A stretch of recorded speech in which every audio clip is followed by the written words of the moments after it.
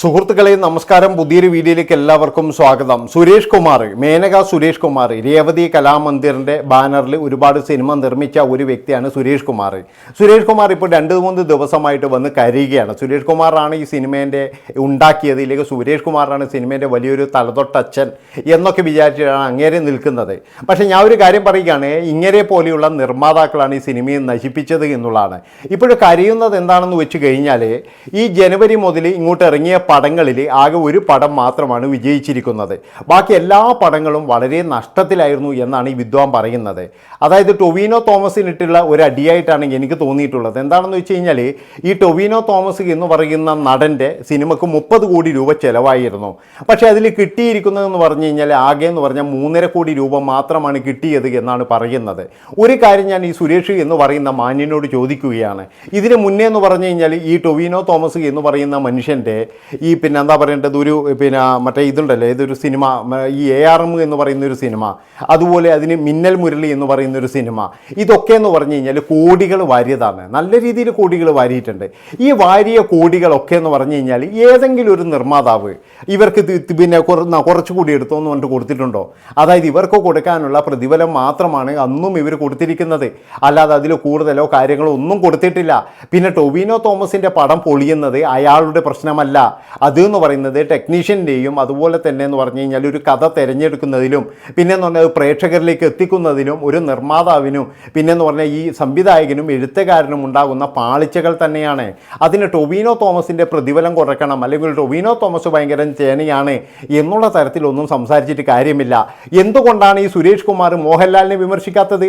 മോഹൻലാലിനെ പറ്റി ഒരു അക്ഷരം പോലും ഇയാൾ പറയുന്നില്ലല്ലോ. അതെന്താ, പേടിയാണോ, ഇല്ലെങ്കിൽ കൂട്ടുകാരനാണെന്നുള്ള ഒരു ഇതാണോ? മോഹൻലാലിനെ പറ്റി പറയില്ല. ഇപ്പോഴെന്ന് പറഞ്ഞാൽ ടൊവിനോ തോമസ് എന്ന് പറയുന്ന നടൻ കുറച്ച് ഉയർന്നു വരുന്നുണ്ട്.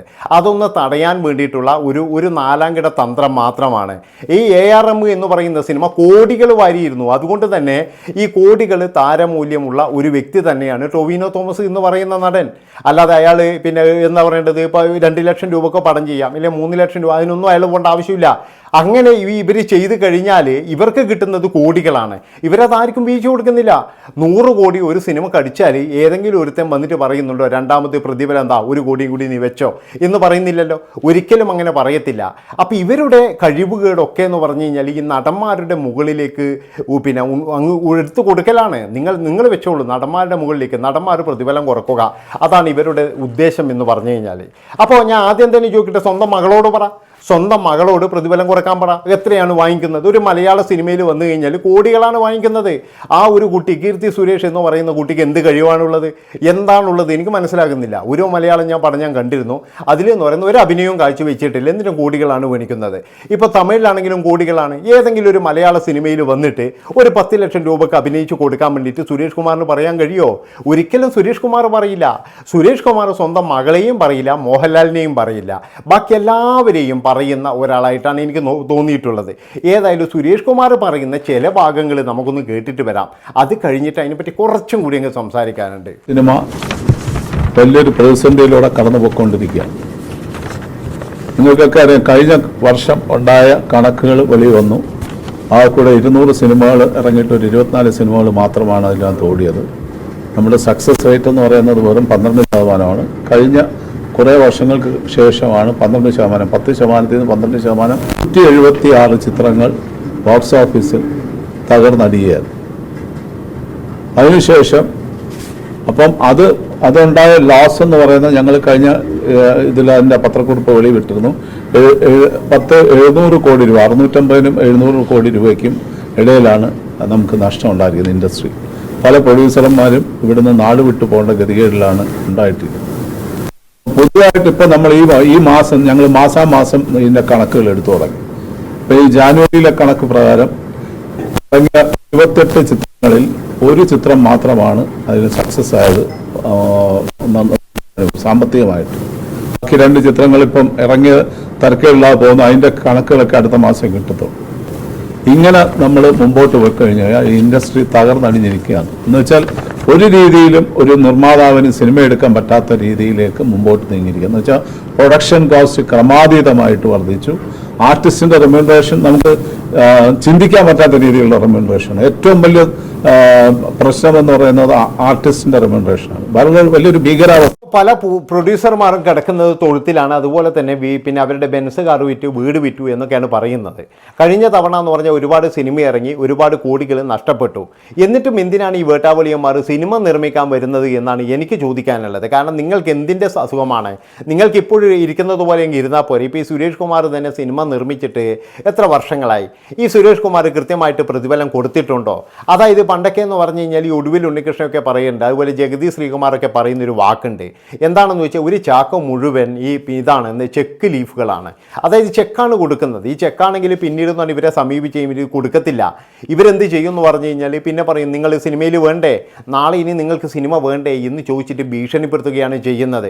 അങ്ങനെ പല പഴയ നടന്മാർ, ഇപ്പോൾ ഒടുവിൽ ഉണ്ണികൃഷ്ണനൊക്കെ അവസാന കാലത്ത് ചികിത്സിക്കാൻ പൈസയില്ലാതെ അയാളൊക്കെ എന്ന് പറഞ്ഞാൽ ആശുപത്രിയിൽ പോലും പോകാൻ പൈസയില്ലായിരുന്നു. അപ്പം അങ്ങനെ പിന്നെ എന്താ പറയുക, ജീവിതം അവസാനിച്ചവരാണ് അവരൊക്കെ. അതുപോലെ തന്നെ എന്ന് പറഞ്ഞാൽ അന്ന് മമ്മൂട്ടി ആയാലും മോഹൻലാലായാലും അവരുടെ പ്രതിഫലവും വാങ്ങിച്ചിട്ട് മിണ്ടാതെ പോകുന്നൊരു ഇതാണ്.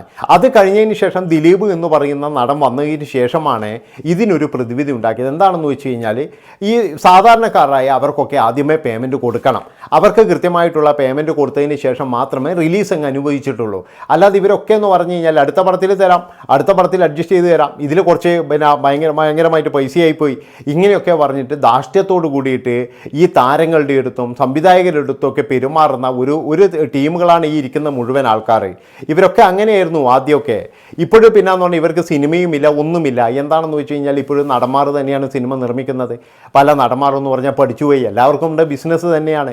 പിന്നെ കോടികൾ കളയാൻ വേണ്ടിയിട്ട് ഓരോരുത്തന്മാർ വരുന്നത് എന്ന് പറഞ്ഞു കഴിഞ്ഞാൽ എനിക്ക് തോന്നുന്നത് അതൊക്കെ ഒന്നിക്കില്ലെന്ന് പറഞ്ഞു കഴിഞ്ഞാൽ രേഖയില്ലാതെ കോടികളായിരിക്കും. അല്ലാതെ വെറുതെ ഒരുത്തിന് അധ്വാനിച്ച പൈസ കൊണ്ടുവന്നിട്ട് ഇതുപോലെ വാരിച്ചാടുന്നു എനിക്ക് തോന്നുന്നില്ല. ചില പടങ്ങളൊക്കെ കണ്ടു കഴിഞ്ഞാൽ നമുക്ക് തന്നെ കണ്ണിന്ന് വെള്ളം വീണ് പോകും. കാരണം 100-150 രൂപ കൊടുത്തിട്ടാണ് ഒരു പ്രേക്ഷകൻ ഒരു സിനിമ കാണുന്നത്. അതിന് സാമാന്യ മര്യാദയുടെ രീതിയിൽ അതിനനുസരിച്ചുള്ള ഒരു ക്വാളിറ്റി കൊടുക്കാൻ വേണ്ടിയിട്ട് ഇവിടെ ഒരു നിർമ്മാതാവോ ഇല്ലെങ്കിൽ ഒരു സംവിധായകനോ പോലും ശ്രമിക്കുന്നില്ല എന്നുള്ളൊരു ഖേദകരമായ ഒരു കാര്യമുണ്ട്.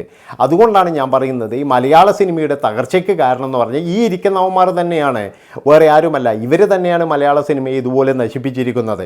ഇവരെന്തോ വലിയൊരു കൊമ്പത്തെ ആളാണ്, പൈസ കൊണ്ടുവന്ന് ഇവിടെ ചെരിഞ്ഞു കൊടുത്തു കഴിഞ്ഞാൽ എല്ലാവരും ഞങ്ങളുടെ അടിമകളാണ്, ഇല്ലെങ്കിൽ ഞങ്ങളുടെ കൈക്കുമ്പിളിലാണ് എന്നൊക്കെയുള്ള ധാർഷ്ട്യമായിരുന്നു ഇവന്മാരൊക്കെ.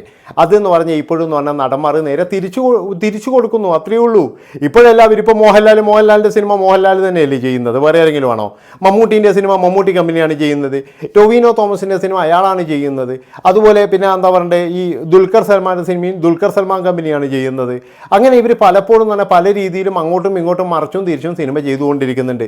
ഇപ്പോൾ ബേസിലി ജോസഫ് നായകനാകുന്ന സിനിമ നിർമ്മിക്കുന്നതെന്ന് പറഞ്ഞാൽ ടൊവിനോ തോമസ് ആണ്. അതുപോലെ ജോജു ജോർജിൻ്റെ സിനിമ നിർമ്മിക്കുന്നത് അയാൾ തന്നെയാണ്. കാരണം എന്താണെന്ന് വെച്ച് കഴിഞ്ഞാൽ അയാളെ നമുക്ക് കുറ്റം പറയാൻ പറ്റുമോ? ഈ ജോസഫ് എന്ന് പറയുന്ന സിനിമ എടുക്കാൻ വേണ്ടിയിട്ട് ഒരു നിർമ്മാതാവിനെ പോലും കിട്ടിയിട്ടില്ല. അതുമാത്രമല്ല ഉള്ള നിർമ്മാതാക്കളെ ഓടി ഒളിക്കുക ചെയ്തത്. കാരണം ജോജുവിന് മാർക്കറ്റില്ല എന്ന് പറഞ്ഞിട്ട് അവസാനം ജോജു തന്നെയാണ് അയാളുടെ വീട് വിറ്റിട്ട് ആ സിനിമ എടുത്തത്, ഹിറ്റ് അടിപ്പിച്ചതും. അപ്പോൾ അപ്പോഴാണ് ഇവർക്കെല്ലാം കണ്ണു തുറന്നത്, അയ്യോ ഞങ്ങൾക്കിത് എടുക്കാമായിരുന്നു എന്ന്.